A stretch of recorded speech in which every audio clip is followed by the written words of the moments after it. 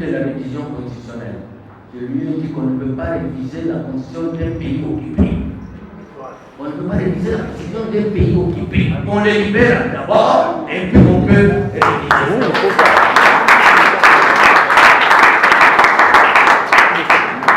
Qu'est-ce qui doit précéder? La révision ou la libération? La libération Si nous marchons nos pieds en bas et les têtes en haut, on libère d'abord et on passe à autre chose. Mais si nous avons la tête en bas et les pieds en haut, on révise et on libère après. Parce que je l'ai toujours dit que l'histoire du Congo ne peut jamais être pensée par les autres et écrite par les autres pendant qu'il y a les Congolais qui sont là pour penser.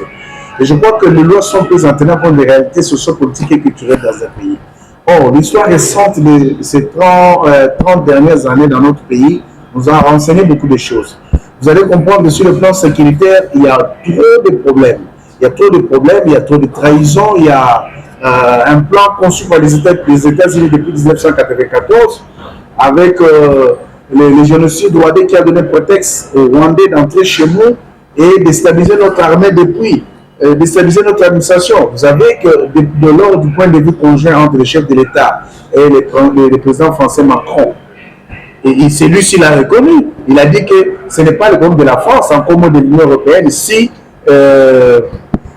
votre armée depuis 1994 et votre administration sont désorganisées. Il ne le dit pas par hasard. Il le dit parce qu'ils savent ce qu'ils ont fait.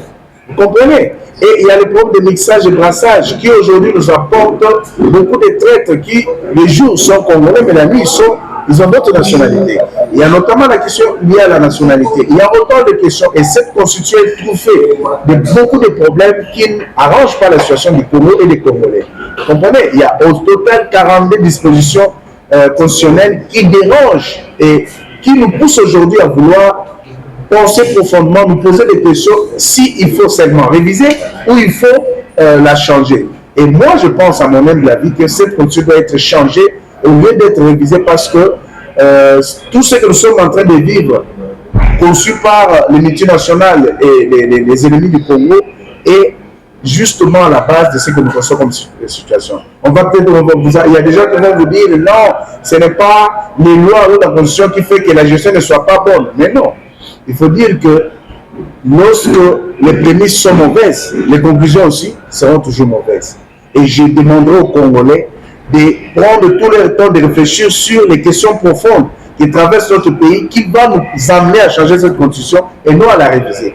Donc je suis de ceux qui pensent qu'il faut carrément changer cette constitution parce que les raisons sont multiples. Il y a entre autres aussi le fait que les 21 personnes qui ont rédiger cette constitution, 3 seulement sont congolais et 18 sont des étrangers. Et vous pensez que ceux qui sont venus faire étaient au profit des Congolais? Non. C'est-à-dire, il y a des intérêts ennemis qui sont dans cette constitution qui nous empêchent de voir le lendemain. Et changer la constitution se trouve être la meilleure solution. Quand même nous sommes dans une période spéculative où chacun doit émettre son point de vue, chaque Congolais, celui qui dira qu'il faut refuser, il a son droit. Celui qui va dire qu'il faut changer, il a son droit. Mais à chacun d'argumenter, de donner les éléments de réflexion profonde qui vont conduire le peuple congolais à s'arranger derrière telle ou telle autre disposition.